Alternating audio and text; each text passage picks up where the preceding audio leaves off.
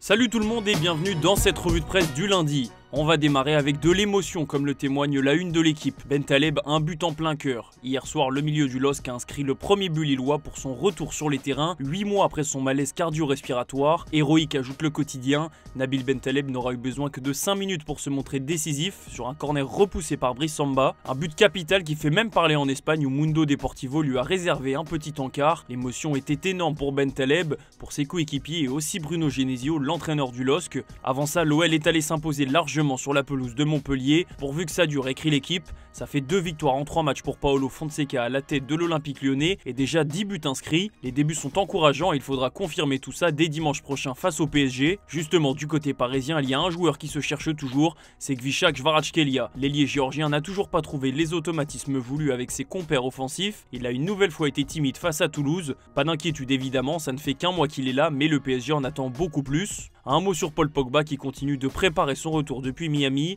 Le Parisien nous offre un point sur la situation. On apprend que l'international français n'a pas dit adieu à ses rêves d'équipe de France. D'ailleurs, il n'a jamais perdu le contact avec Didier Deschamps. Du côté de son avenir, son entourage confirme qu'il y a eu des offres, mais Pogba ne veut pas se presser. C'est d'ailleurs le même argument que l'OM a utilisé. Le club olympien ne voulait pas bousculer son effectif en pleine saison, mais la piste n'est pas totalement morte pour autant. En Angleterre, le lundi est toujours aussi difficile pour Ruben Amorim. Ce métier est trop dur à lancer le coach de Manchester United, battu à Tottenham hier, comme le constate le Manchester Evening News. Absolument rien ne tient la route chez les Red Devils, et avec un banc aussi pauvre que celui d'hier, c'était difficile d'espérer ramener quelque chose. Le dimanche a été plus beau en revanche pour James Maddison. Le numéro 10 des Spurs a été le seul buteur de la rencontre. Il en a profité pour remettre au goût du jour sa traditionnelle célébration fléchette, mais aussi pour lancer une pique à Roy Keane qu'il avait critiqué. Une belle revanche pour Maddison qui revenait hier dans le 11 après 5 matchs sans jouer. Victoire aussi pour Liverpool, mais victoire difficile. Les Reds l'ont emporté 2-1 face à Wolverhampton, grâce à des buts de Luis Diaz et Mohamed Salah évidemment. Mais comme le précise l'équipe, Liverpool a un coup de mou en ce moment. La preuve, en seconde période, les Reds n'ont pas frappé au but une seule fois. Direction l'Italie où la Juventus se porte très bien. Les Turinois ont remporté hier soir le derby d'Italie face à l'Inter Milan grâce à un but de Francisco Conceição. Les Interistes ont manqué l'opportunité de repasser devant Naples qui avait encore laissé filer des points. Pour la Juve de Randal Colomoni, c'est une victoire de prestige qui lui permet de reprendre la 4e place de la Lazio. Une nouvelle fois, Colomoni justement a été décisif. Le buteur français a été tenu en première période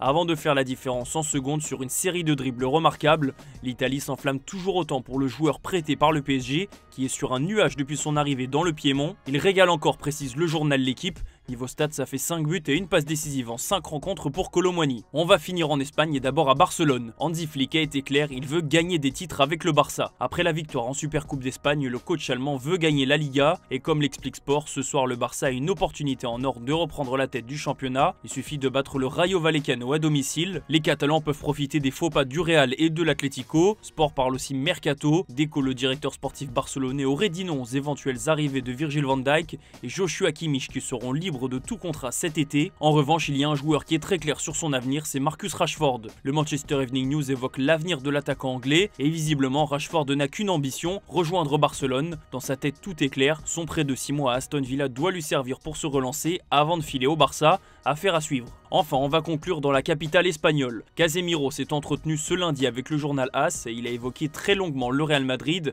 le club dans lequel il a gagné 5 Ligues des Champions. Pas besoin de réfléchir longtemps, Casemiro veut évidemment voir le Real se qualifier face à City, plutôt logique pour un joueur de l'autre Manchester. Le milieu de terrain brésilien s'est aussi confié sur Kylian Mbappé. Pour lui, l'attaquant français va entrer dans la légende. Casemiro a raconté son premier match face à Mbappé au Parc des Princes, quand l'ancien parisien avait été le seul buteur de la rencontre. Après la partie, Casemiro a demandé à Florentino Pérez de recruter l'international français, demande acceptée. Justement, après des débuts difficiles au Real, Kylian Mbappé a totalement inversé la tendance comme le juge Marca. Malgré le nul du Real à Osasuna, Kylian Mbappé a lui été très bon et une nouvelle fois buteur. Une excellente nouvelle pour les Madrilènes vu les échéances qui arrivent, notamment en Ligue des Champions. Et en parlant de cette rencontre à Osasuna, le moment est arrivé pour le Real Madrid d'aller pester devant les instances. Tout d'abord, Sport le parle d'un éventuel retrait de la Liga. Le Real est clairement lassé par les décisions arbitrales qui jouent en sa défaveur, donc on songerait en interne à quitter la Liga pour rejoindre un autre championnat. Dans ce cas de figure, il faudra que la FIFA et l'UEFA donnent leur feu vert, ce qui est loin d'être gagné vu les relations que le Real entretient avec. As de son côté explique que la direction madrilène va se se rendre aujourd'hui au siège de la fédération. Au programme des discussions, évidemment, il y aura le rouge reçu par Jude Bellingham samedi dernier, mais aussi le tacle non sanctionné sur Kylian Mbappé lors du match face à l'Espagnol il y a 2 semaines. Et justement, pour Bellingham, l'inquiétude est de mise du côté du Real. On craint que l'insulte soit considérée comme dirigée vers l'arbitre, ce qui pourrait donner une suspension entre 4 et 12 matchs. En revanche, si les propos de Bellingham ne sont pas interprétés de cette manière,